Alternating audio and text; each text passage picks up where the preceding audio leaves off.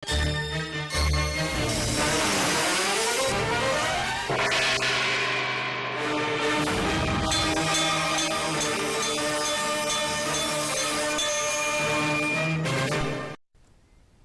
ఘంటారావానికి స్వాగతం. ముందుగా ప్రధాన అంశాలు. ఎమ్మెల్సీ పదవికి రాజీనామా చేసే యోచనలో జీవన్ రెడ్డి. బేగంపేటలో పార్టీ నేతలతో సమావేశం.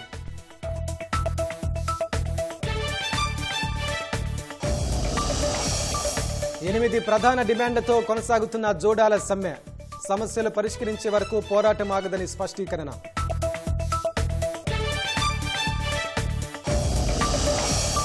కాంగ్రెస్ కు దేశ ప్రజలపై ప్రేమ చూపించే హక్కు లేదన్న ప్రధాని. ఎన్నికల్లో తిరస్కరణకు గురవుతున్నారని మోదీ వెల్లడి.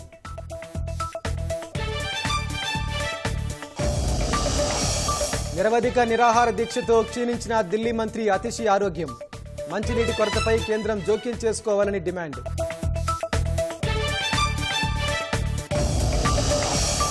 వికీలీక్స్ వ్యవస్థాపకుడు జూలియన్ అసాంజే విడుదల.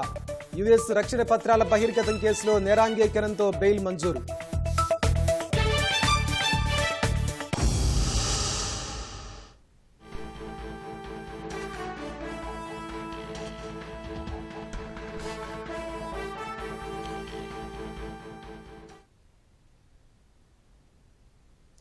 ఎన్డీఏ తరపున స్పీకర్ పదవికి మరోసారి ఓం బిర్లా నామినేషన్ వేయనున్నారు. దీనికి సంబంధించి మరింత సమాచారం మా ప్రతినిధి అరుణ్ అడిగి తెలుసుకుందాం. అరుణ్, చెప్పండి, ఓం బిర్లా నామినేషన్ సంబంధించిన సమాచారం ఏంటి? ఈ రోజు మరోసారి స్పీకర్ పదవికి నామినేషన్ దాఖలు చేశారు. కొద్దిసేపటి క్రితం ఎన్డీఏకి సంబంధించినటువంటి నేతలు, బీజేపీ అగ్రనేతల సమక్షంలో ఓం బిర్లా తన నామినేషన్ పత్రాన్ని లోక్సభ సెక్రటరీ జనరల్ సమర్పించారు. మరొకసారి 2019 నుంచి 2024 మొన్నటి ఎన్నికల వరకు, ఎన్నికల నోటిఫికేషన్ వెలువడే వరకు స్పీకర్ పదవిలో ఓం బిర్లా కొనసాగారు. ఓం బిర్లా ప్రస్తుతం బీజేపీ నుంచి కోటా స్థానం నుంచి, రాజస్థాన్ లోని కోటా స్థానం నుంచి మరోసారి ఎన్నికయ్యారు. ఓం బిర్లా గత 3-4 సార్లుగా రాజస్థాన్ నుంచి ఎన్నికవుతూ వస్తున్నారు, కోటా నుంచే.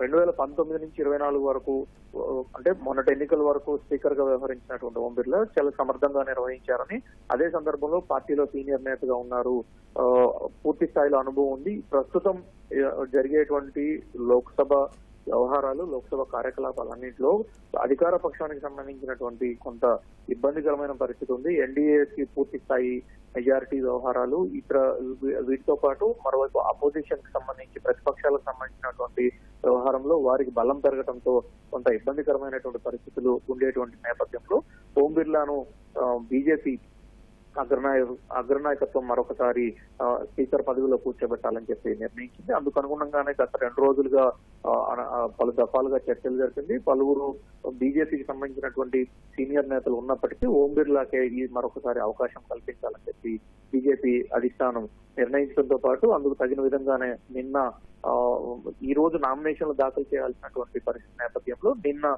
స్పీకర్ పదవికి రాజీనామా చేయటము, ఆ వెంటనే స్పీకర్ కార్యాలయాన్ని ఓం బిర్లా ఖాళీ చేయడం, ఇవన్నీ చక్కగా జరిగిపోయాయి. ఈ రోజు ఉదయం ఓం బిర్లాను ప్రధాని నరేంద్ర మోదీ కలిసి ఆయన క్యాండిడేచర్ ను ఖరారు చేస్తూ అధికారికంగా నిర్ణయించడం జరిగింది. ఆ తర్వాత ఓం బిర్లా తనకు సంబంధించినటువంటి డాక్యుమెంట్స్ అన్ని సిద్ధం చేసుకుని కొద్దిసేపు క్రితం పార్లమెంటు ప్రాంగణంలోకి ప్రవేశించి ఆయన తన నామినేషన్ పత్రాన్ని సమర్పించారు. ఈ రోజు సాయంత్రం వరకు నామినేషన్ పత్రాలకు పరిశీలన, వాటి కొనసాగింపు సంబంధించినటువంటి వ్యవహారం అంతా జరగబోతోంది. రేపు లోక్సభలో స్పీకర్ గా వ్యవహరిస్తున్నటువంటి బద్రుహై మెహతాబ్ స్పీకర్ ఎన్నికకు సంబంధించినటువంటి తదుపరి కార్యాచరణను చేపట్టబోతున్నారు. చరిత్రలో తొలిసారి ఎన్నికలు జరుగుతున్న స్పీకర్ కి సంబంధించి మరోవైపు ఇండియా కూటమి నుంచి కూడా కె సురేష్ అభ్యర్థిని నిలబెట్టడం జరిగింది. దీనిపై అయితే ఇప్పటి వరకు అధికార పక్షం నుంచి ఎటువంటి స్పందన కూడా లేదు. రాహుల్ కూడా విజ్ఞప్తి చేస్తూ ఉన్నారు ఉపసభాపతి ఇవ్వాలని. దీనికి సంబంధించి వివరాలేంటి? రాహుల్ గాంధీ ఈ రోజు ఒక కీలకమైనటువంటి ప్రతిపాదన చేశారు. గత 2 రోజులుగా ఫీలర్లు, అంటే కొంత సమాచారాన్ని బయటకు వెల్లడిస్తూ వచ్చారు. మీరు స్పీకర్ గా మీ పార్టీకి సంబంధించిన వారిని కానీ, మీ కూటమికి సంబంధించిన వారిని ఎవరిని పెట్టుకున్నా మాకు ఇబ్బంది లేదు, కానీ డిప్యూటీ స్పీకర్ గా, ఉపసభాపతిగా తమకు అవకాశం కల్పించాలి అని చెప్పి విపక్షాలకు అవకాశం కల్పించి ప్రజాస్వామ్య స్ఫూర్తిని నిలబెట్టాలి అని చెప్పి విపక్షాల వైపు నుంచి గత 2 రోజులుగా కొంత సమాచారాన్ని బయటకు వెల్లడిస్తున్నటువంటి పరిస్థితి. ఈ రోజు రాహుల్ గాంధీ పార్లమెంట్ లోకి ప్రవేశిస్తూ నేరుగానే తాము స్పీకర్ పదవి ఏకగ్రీవంగా జరగాలి అని చెప్పి కోరుకుంటున్నామని, గతంలో వచ్చినటువంటి సాంప్రదాయాలకు అనుగుణంగానే తాము ఈ రకమైనటువంటి కోరికను వెల్లబుచ్చుతున్నామని కూడా రాహుల్ గాంధీ చెప్పడము, దాంతో పాటు డెప్యూటీ స్పీకర్ ఉపసభాపతిగా విపక్షాలకు అవకాశం కల్పించాలని, ఇది గతంలో ఉన్నటువంటి సాంప్రదాయము, దీనికి అనుగుణంగా వ్యవహరించాలి అని చెప్పి తాము కోరుతున్నామని రాహుల్ గాంధీ నేరుగానే తమ అభిప్రాయాన్ని వెల్లడించడం జరిగింది. ఇండియా కూటమి తరఫున రాహుల్ గాంధీ తన అభిప్రాయాన్ని చెప్పడం జరిగింది. రాహుల్ గాంధీ చెప్పిన తర్వాత కూడా అధికార పక్షం వైపు నుంచి ఎలాంటి సందేశం కానీ, ఎలాంటి సూచనప్రాయమైనటువంటి అంగీకారం కానీ, దానికి సంబంధించి చర్చించి తగిన నిర్ణయం తీసుకుందామని కానీ అక్కడ ఎటువంటి రాకపోవడంతో విపక్షాల తరఫున పోటీ చేయాలని చెప్పి ఇప్పటికే నిర్ణయించాయి.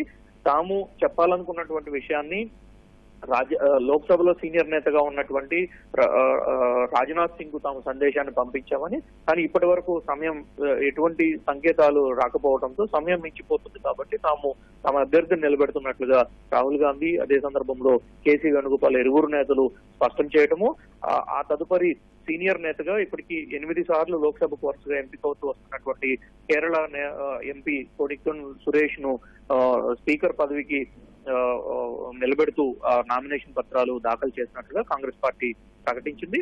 అయితే వాస్తవానికి స్పీకర్ ఎంపిక అనేది అధికార పక్షం వైపు నుంచి జరుగుతుంది. విపక్షాలు తమ డిమాండ్లను అదే సందర్భంలో ఉపసభాపతిని తమకు ఇవ్వాలి అని చెప్పి ప్రతిసారి కోరుతూనే ఉన్నాయి. 2019 నుంచి మొన్న ఎన్నికల వరకు, అంటే ఒక రకంగా చెప్పాలంటే 5 ఏళ్ల కాలం పాటు ఉపసభాపతి అనేటువంటి అవకాశమే లేకుండా స్పీకర్ గా ఉన్న స్థానంలో ఉన్నటువంటి ఓం బిర్లానే మొత్తం వ్యవహారం అంతా నడిపించడం జరిగింది. సో ఇప్పుడు అధికార పక్షానికి విపక్షానికి మధ్య కొంత నెంబర్ గేమ్ ఉంది కాబట్టి ఆ నేపథ్యంలో తమకు ప్రజాస్వామ్య స్ఫూర్తిని తాము కూడా నిలబెట్టాలి అనుకుంటున్నాం కాబట్టి అధికార పక్షం అందుకు అనుగుణంగా పూర్తి స్థాయిలో తమకు కూడా సహకరించాల్సి ఉంది. తాము కూడా సభా కార్యకలాపాల నిర్వహణకు, సభలో జరగాల్సినటువంటి బిల్లుల వ్యవహారము ఇతరత్ర అన్నిటి విషయంలో తాము కూడా అధికార పక్షానికి కొంత సహకరించాల్సినటువంటి అవసరం ఉంది. ప్రజాస్వామ్య స్ఫూర్తిని కొనసాగించాల్సినటువంటి ఆవశ్యకత ఉంది కాబట్టి అందుకు అనుగుణంగానే తాము తమ డిమాండ్ ముందు పెట్టినప్పటికీ విపక్షాల వైపు నుంచి వచ్చినటువంటి డిమాండ్ ను సానుకూలంగా తీసుకునే పరిస్థితుల్లో అధికార పక్షం లేదు కాబట్టి తాము ఎట్టి పరిస్థితుల్లో పోటీకి నిలబెట్టాలని చెప్పి అనుకున్నాము. అందుకు అనుగుణంగానే నామినేషన్ దాఖలు చేసినట్టుగా కాంగ్రెస్ వర్గాలు వెల్లడిస్తూ ఉన్నాయి. అదే సందర్భంలో రేపు జరగాల్సినటువంటి స్పీకర్ ఎన్నిక విషయంలో కూడా ఇప్పటికీ నామినేషన్లు దాఖలు చేయడము, ఈ రోజు సాయంత్రం వరకు అందుకు సంబంధించినటువంటి ఖరారు ఎవరెవరు పోటీలో ఉన్నారు ఏంటనే విషయాలన్నిటిపైన ఒక నిర్ణయం వెలువడబోతుంది కాబట్టి ఇందుకు అనుగుణంగానే స్పీకర్ ఎన్నిక రేపు జరగబోతుంది. ఈ స్పీకర్ ఎన్నికను ప్రొటెం స్పీకర్ స్థానంలో ఉన్నటువంటి భర్తృహరి మెహతాబ్ కొనసాగించబోతున్నారు. ఇప్పటి వరకు జరిగినటువంటి ఎన్నికల్లో ప్రతిసారి అధికార పక్షానికి విపక్షానికి మధ్య ఎంత గ్యాప్ ఉన్నప్పటికీ స్పీకర్ పదవి వ్యవహారంలో మాత్రం ఏకాభిప్రాయంతోనే జరుగుతూ వచ్చింది. కానీ ఈసారి మాత్రం ఎట్టి పరిస్థితుల్లో విపక్షాలు తాము పట్టు వీడకూడదు అని చెప్పి ఎట్టి పరిస్థితుల్లో ఉపసభాపతిని తాము దక్కించుకోవాలనేటువంటి తలంపుతో ఉన్నాయి. సో ఈ నేపథ్యంలోనే భారత పార్లమెంట్ చరిత్రలో తొలిసారిగా స్పీకర్ పదవికి ఎన్నికలు జరగబోతున్నాయి. ధన్యవాదాలు అరుణ్.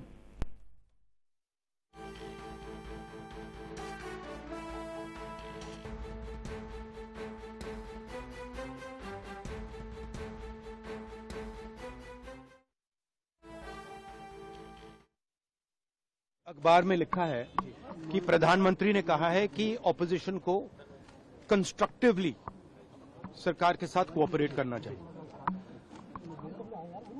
ऑपोजिशन ने क्लियरली कहा है, राजनाथ सिंह जी का खारगे जी को फोन आया, राजनाथ सिंह जी ने खारगे जी से कहा देखिए आप हमारे स्पीकर को सपोर्ट कीजिए. ऑपोजिशन, पूरी ऑपोजिशन ने कहा है, हमने सब के सब से बात की है, पूरे ऑपोजिशन ने कहा है कि हम स्पीकर को सपोर्ट करेंगे, मगर कन्वेंशन ये है कि डेप्यूटी स्पीकर ऑपोजिशन को मिलना चाहिए. राजनाथ सिंह जी ने कल शाम कहा था कि वो खारगे जी को कॉल रिटर्न करेंगे. अभी तक राजनाथ सिंह जी ने खारगे जी का कॉल रिटर्न नहीं किया है. तो मोदी जी कह रहे हैं कंस्ट्रक्टिव कोऑपरेशन हो और फिर हमारे नेता को इंसल्ट करा जा रहा है. तो नियत साफ नहीं है. नरेंद्र मोदी जी कोई कंस्ट्रक्टिव कोऑपरेशन नहीं चाहते हैं क्योंकि कन्वेंशन है कि डेप्यूटी स्पीकर ऑपोजिशन का होना चाहिए और हमने कहा है, पूरे ऑपोजिशन ने कहा है कि अगर कन्वेंशन फॉलो किया जाएगा। దేశంలో 50 ఏళ్ల క్రితం కాంగ్రెస్ ప్రభుత్వం విధించిన ఎమర్జెన్సీని ఎదిరించిన మహానుభావులందరికీ ఇవాళ నివాళులర్పించే రోజు అని ప్రధాని నరేంద్ర మోదీ ఎక్స్లో పోస్ట్ చేశారు. ప్రాథమిక స్వేచ్ఛను ప్రతి భారతీయుడు ఎంతో గౌరవించే రాజ్యాంగాన్ని ఎలా కాంగ్రెస్ తొంగలో తొక్కిందో ఈ రోజు మనకు గుర్తు చేస్తుందని ప్రధాని పేర్కొన్నారు. అధికారాన్ని అంటిపెట్టుకుని ఉండేందుకు ఇందిరాగాంధీ ప్రభుత్వం ప్రతి ప్రజాస్వామ్య సూత్రాన్ని విస్మరించి యావత్ దేశాన్ని జైలుపాలు చేసిందని విమర్శించారు. కాంగ్రెస్తో విభేదించే ఏ వ్యక్తినైనా హింసించారన్న మోదీ బడుగు బలహీన వర్గాల లక్ష్యంగా సామాజికంగా తిరోగమన విధానాలు తెరపైకొచ్చాయని చెప్పారు. ఎమర్జెన్సీ విధించిన కాంగ్రెస్కు ఇప్పుడు రాజ్యాంగంపై ప్రేమను చెప్పుకునే హక్కు లేదన్నారు. ఇదే కాంగ్రెస్ నేతలు లెక్కలేనన్ని సార్లు ఆర్టికల్ 356 విధించారని, పత్రికా స్వేచ్ఛను హరించారని, సమాఖ్య వ్యవస్థను నాశనం చేశారని దుయ్యబట్టారు. ఎమర్జెన్సీ విధించడానికి దారితీసిన మనస్తత్వం కాంగ్రెస్లో ఇంకా సజీవంగానే ఉందన్నారు. తమ చర్యలను దాచిపెడతామని కాంగ్రెస్ చూసినా భారతీయులు అవి గుర్తించుకుని వారిని పదే పదే తిరస్కరిస్తున్నారని మోదీ చెప్పారు.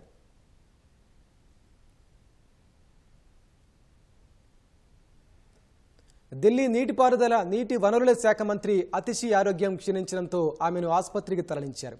ఢిల్లీలో మంచినీటి కొరత తలెత్తడంతో సమస్యపై కేంద్రం జోక్యం చేసుకుని పరిష్కరించాలని జూన్ 21న అతిశీ నిరవధిక నిరాహార దీక్ష చేపట్టారు. హర్యానా నుంచి రావాల్సిన నీటి వాటాను ఢిల్లీకి సరఫరా అయ్యేలా చొరవ చూపాలని, హథ్నీకుండ్ బ్యారేజీ గేట్లను తెరిపించాలని అతిశీ కొన్ని రోజులుగా డిమాండ్ చేస్తున్నారు. 5 రోజులుగా ఆహారం తీసుకోకుండా అతిశీ శరీరంలోని చక్కెర స్థాయిలు అర్ధరాత్రికి 43, తెల్లవారుజామున 3 గంటలకు 36కు పడిపోయాయి. బ్లడ్ ప్రెషర్ తగ్గడం, కీటోన్లు ప్రమాదకరంగా పెరగడంతో వైద్యులు వెంటనే ఆసుపత్రికి తరలించాల్సిందేనని స్పష్టం చేశారు. ఫలితంగా ఆమెను లోక్ నాయక్ ఆసుపత్రికి తరలించి ఐసీయూలో చికిత్స అందిస్తున్నారు. నీటి సమస్యతో ప్రభావితమవుతున్న 28 లక్షల మంది ప్రజల కోసం అతిశీ ప్రాణాన్ని పణంగా పెట్టి పోరాడుతున్నారని ఆమ్ ఆద్మీ పార్టీ తెలిపింది.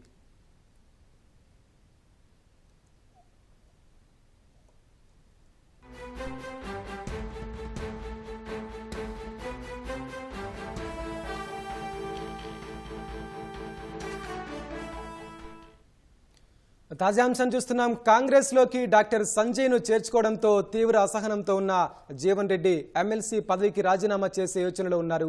ఈ మేరకు పార్టీ నాయకులతో బేగంపేటలో ఆయన సమావేశమయ్యారు. దీనికి సంబంధించి మరింత సమాచారం మా ప్రతినిధి తిరుపాల్ అడిగి తెలుసుకుందాం. తిరుపాల్, చెప్పండి, జీవన్ రెడ్డి భవిష్యత్ కార్యాచరణ ఎలా ఉండబోతోంది? వెంకటేష్, జగిత్యాల ఎమ్మెల్యే డాక్టర్ సంజయ్ కాంగ్రెస్ పార్టీలోకి చేర్చుకోవడాన్ని స్థానిక ఎమ్మెల్సీ జీవన్ రెడ్డి మనస్తాపానికి గురైనాడు. గత 2 రోజులుగా ఆయన అలకబూరినాడు. ఆయనను బుద్ధగించేదానికి 2 రోజులుగా చేస్తున్న ప్రయత్నాలు విఫలమవుతున్నాయి. తాజాగా బేగంపేటలో ఉన్న ఆయన నివాసానికి డిప్యూటీ సీఎం బట్టి విక్రమార్క అట్లాగే మంత్రి శ్రీధర్బాబు ఇద్దరు వెళ్లారు. ఆయన 2 రోజుల నుంచి కూడా పార్టీ తీసుకున్న నిర్ణయాన్ని ఆయన తప్పుపడుతూ ఆయన అలగబోతున్నాడు. సంజయ్ ను పార్టీలో చేర్చుకునే ముందు నాతో సంప్రదింపులు జరపకుండా గత 30-35 సంవత్సరాలుగా నేను పార్టీలో ఉండి పార్టీకి సేవలు అందిస్తున్నా, కష్టకాలంలో కూడా పార్టీని అడ్డుపెట్టుకుని ఉన్నప్పటికీ కూడా నన్ను సంప్రదించకుండా చేర్చుకోవడం సరైన నిర్ణయం కాదు. వాళ్ళు చేర్చుకున్నారు కాబట్టి నన్ను పార్టీలో ముఖ్యమైన నేతగా నన్ను పరిగణలోకి తీసుకోలేదు కాబట్టి నేను ఈ పార్టీలో ఉన్నా ఒకటే లేకపోయినా ఒకటే అన్న ఒక తీవ్ర అసంతృప్తి వ్యక్తం చేస్తున్నాడు. ఆయన ఎమ్మెల్సీ పదవికి రాజీనామా చేస్తారని చెప్పి ఇప్పటికే ప్రకటన చేసినాడు. కాసేపట్లో ఎమ్మెల్సీ పదవికి రాజీనామా చేస్తానని ప్రకటించిన ఆయన మండలి చైర్మన్ అందుబాటులో లేకపోవడంతో ఆయన మండలి చైర్మన్ అందుబాటులోకి వచ్చిన తర్వాత ఆయనకి ఇవ్వడం కానీ లేక సెక్రటరీకి ఇవ్వడం కానీ జరుగుతుందని చెప్పేసి జీవన్ రెడ్డి స్వయంగా చెప్తున్నారు.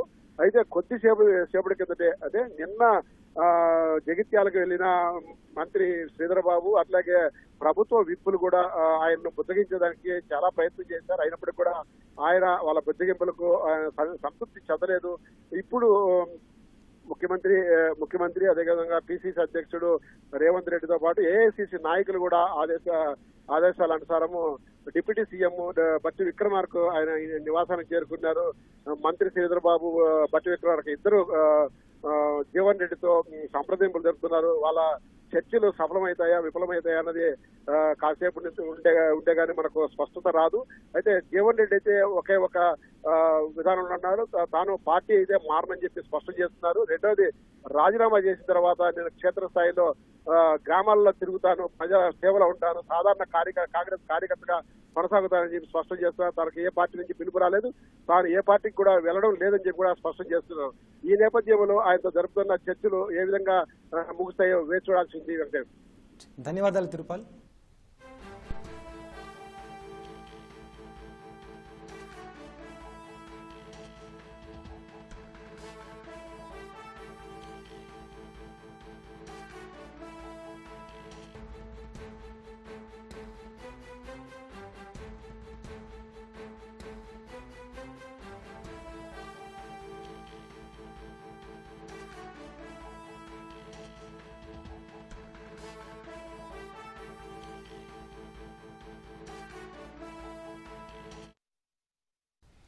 రైతు సంక్షేమమే ధ్యేయంగా మాజీ సీఎం కేసీఆర్ విప్లవాత్మక పథకాలు అమలు చేశారని భారత కార్యనిర్వాహక అధ్యక్షుడు కేటీఆర్ అన్నారు. కేసీఆర్ హయాంలో రైతులకు అందించిన పథకాల వివరాలను ఎక్స్ ఖాతాలో పోస్టు చేశారు. దేశంలోని తొలిసారి రైతు బంధు అమలు చేశామని 70 లక్షల మంది రైతులకు 73,000 కోట్ల రూపాయలు ఖాతాల్లో వేశామని వెల్లడించారు. రైతు బీమా పేరుతో అన్నదాతలందరికీ 5 లక్షల రూపాయల జీవిత బీమా, 25,000 కోట్ల రూపాయలతో రుణమాఫీ అమలు చేశామన్నారు. 24 గంటల ఉచిత విద్యుత్ అందించడం సహా మిషన్ కాకతీయలో భాగంగా వేలాది చెరువులను పునరుద్ధరించిన ఘనత సైతం కేసీఆర్దేనన్నారు. కాళేశ్వరం, పాలమూరు రంగారెడ్డి, సీతారామ లాంటి భారీ ప్రాజెక్టులను నిర్మించామని కేటీఆర్ తెలిపారు. కరీంనగర్ జిల్లా హుజురాబాద్లో కాంగ్రెస్ భారాసల సవాళ్లు ప్రతి సవాళ్లతో ఉద్రిక్తత కొనసాగుతోంది. కాంగ్రెస్ నియోజకవర్గ ఇన్ఛార్జ్ ప్రణవ్ ఎమ్మెల్యే కౌశిక్ రెడ్డిని చెల్పూరు హనుమాన్ ఆలయం వద్దకు ప్రమాణం చేసేందుకు రావాలని పిలుపునిచ్చిన నేపథ్యంలో పోలీసులు ముందు జాగ్రత్తలు తీసుకున్నారు. హైదరాబాద్ నుంచి వేనవంకకు చేరుకున్న ఎమ్మెల్యే కౌశిక్ రెడ్డిని గృహ నిర్బంధం చేశారు. మరోవైపు కాంగ్రెస్ నియోజకవర్గ ఇన్ఛార్జ్ ప్రణవ్ బయటికి రాకుండా సింగపూర్లో గృహ నిర్బంధం చేశారు. ఇరు పార్టీల నాయకులు రాకుండా పోలీసులు కట్టుదిట్టం చేసినప్పటికీ కొంతమంది బాధితులు ఇరుగు పొరుగు గ్రామాల్లోని కాంగ్రెస్ కార్యకర్తలు పెద్ద ఎత్తున చెల్పూరు హనుమాన్ ఆలయం వద్దకు వచ్చారు. పోలీసులు వారిని అడ్డుకుని అదుపులోకి తీసుకుంటున్నారు. మరోవైపు ఒక బాధితుడు తన వద్ద 20 లక్షల రూపాయలు తీసుకున్న పాడి కౌశిక్ రెడ్డి కోర్టులో ఉద్యోగం ఇప్పించకుండా మోసం చేశారని తడిబట్టలతో ప్రమాణం చేశారు. దీనితో హనుమాన్ ఆలయం వద్ద కాస్త ఉద్రిక్తత చోటు చేసుకుంది. ప్రభుత్వంలో ఉన్నప్పుడు కౌశిక్ రెడ్డి దౌర్జన్యాలు చేశారని, ప్రభుత్వంలో లేకున్నా అధికార పార్టీపై అనవసర ఆరోపణలు చేస్తున్నారని కార్యకర్తలు ఆగ్రహం వ్యక్తం చేశారు. ఈ క్రమంలో కాంగ్రెస్ కార్యకర్తలను చెదరగొట్టేందుకు పోలీసులు స్వల్ప లాఠీ చార్జ్ చేశారు.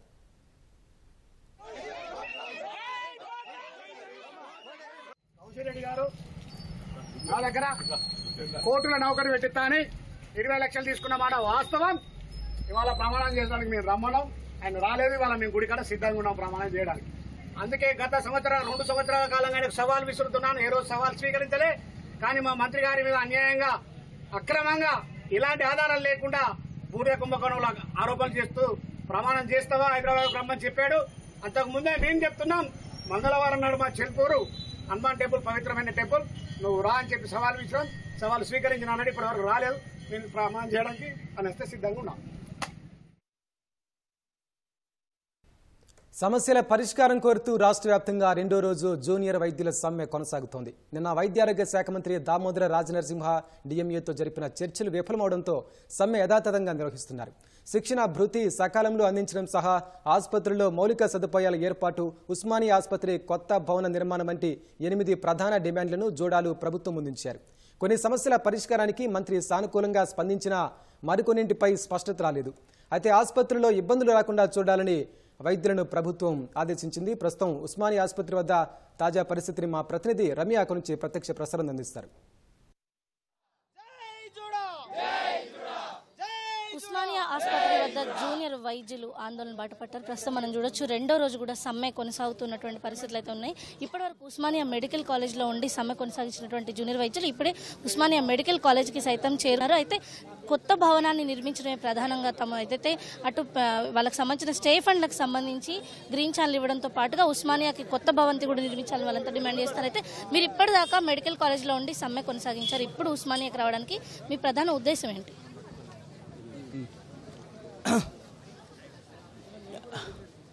ఈ ఎన్నో సమస్యల గురించి తెలంగాణ జూడా 2 రోజుల క్రితం సమ్మెకు దిగడం జరిగింది. దాంట్లో మెయిన్ భాగంగా ఏంటంటే ఉస్మానియా జనరల్ హాస్పిటల్ బిల్డింగ్ ఈ ఇష్యూ 10 సంవత్సరాల నుంచి కొనసాగుతూనే ఉంది.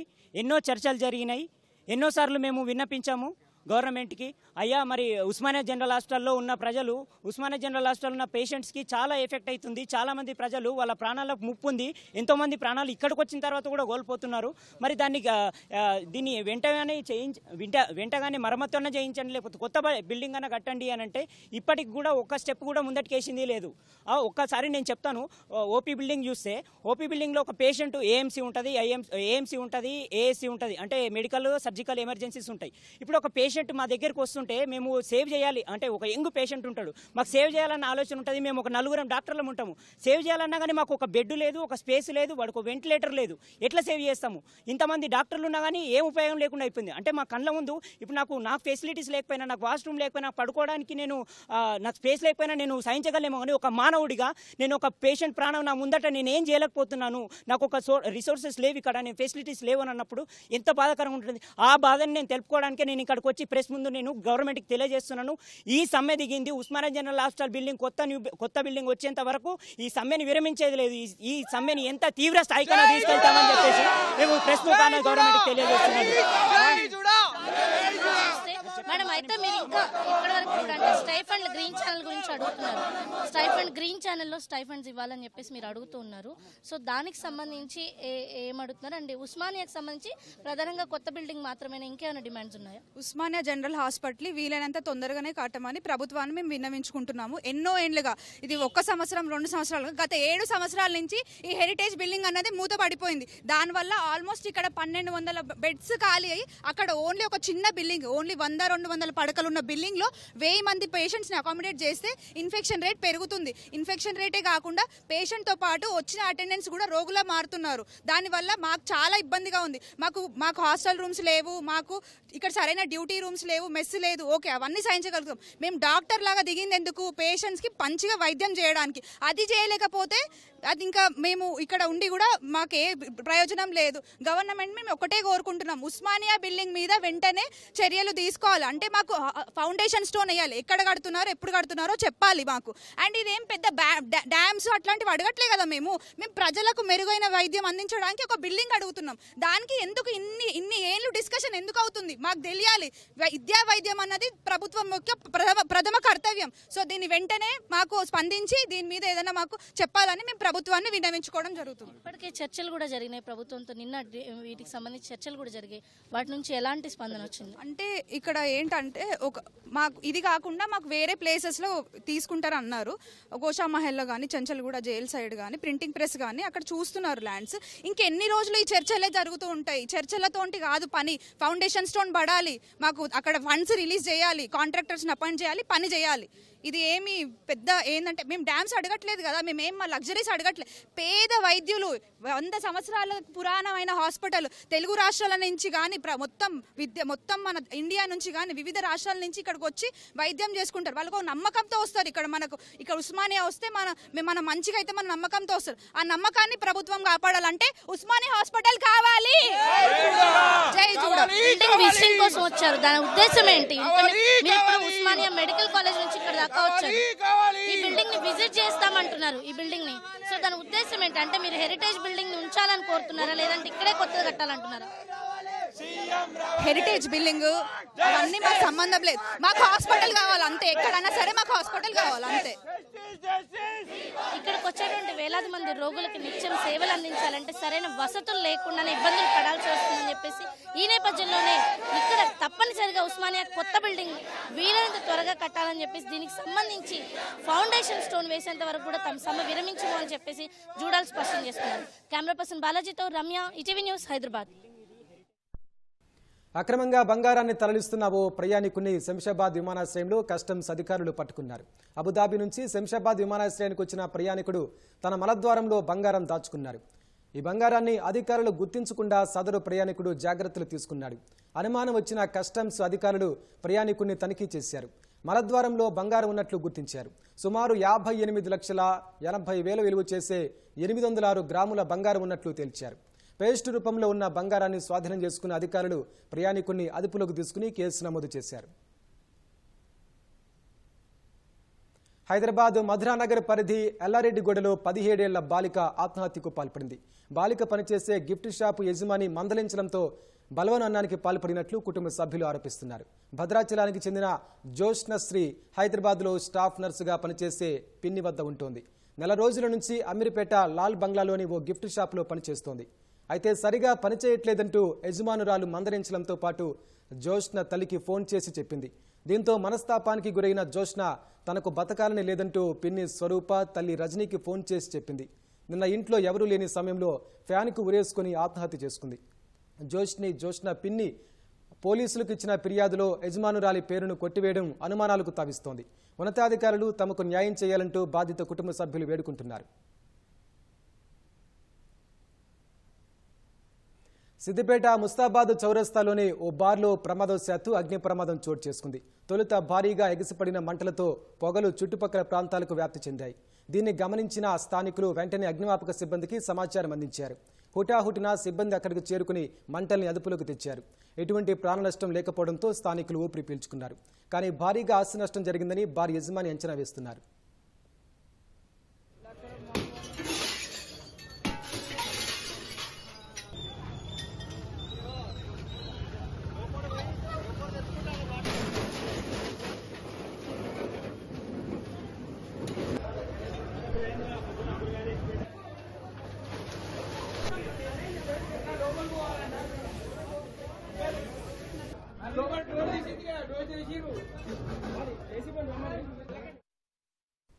రంగారెడ్డి జిల్లా శంషాబాద్ మండలం ఘాన్సిమియాగూడలో చిరుత సంచారం మరోసారి కలకలం సృష్టిస్తోంది. ఇటీవల అదే జంతువు కుక్కపై దాడి చేసినట్లుగా స్థానికులు చెబుతున్నారు. కాగా సోమవారం అర్ధరాత్రి సమయంలో సీసీ కెమెరాలో చిరుత పరిగెత్తిన దృశ్యాలు నమోదైనట్లు అటవీ అధికారులు తెలిపారు. చిరుతను బంధించేందుకు 3 బోన్లతో పాటు 10 ట్రాప్ కెమెరాలను ఏర్పాటు చేసినట్లు తెలిపారు.